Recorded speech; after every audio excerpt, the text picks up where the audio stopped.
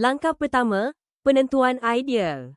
Hasil dari perbincangan, pembangunan video ini adalah bertujuan memberi kesedaran kepada pelajar tentang pentingnya memahami cara sambungan litar dengan betul agar litar tidak terbakar. Langkah kedua, menghasilkan prompt menggunakan prompt generator video.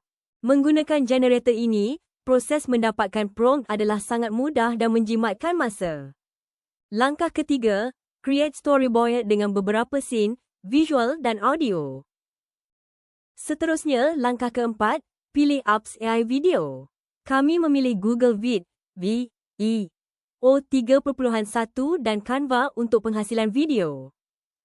Langkah kelima, kami generate visual AI menggunakan imej pelajar dalam makmal. Dan langkah keenam, kami masukkan AI voiceover menggunakan Malaysian Voice.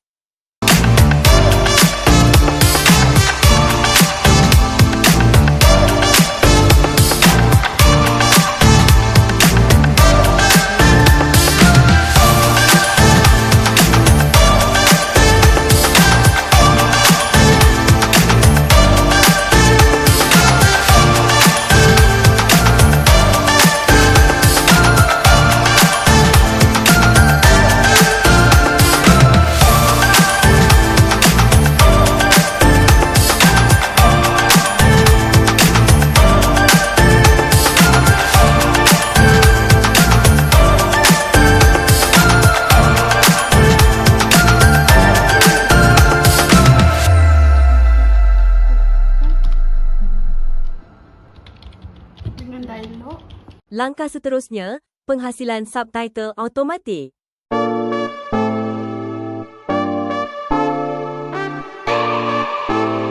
Dan penghasilan thumbnail.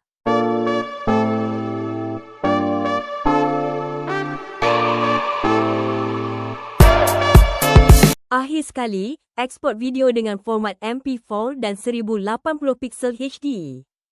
Terima kasih dan selamat menonton.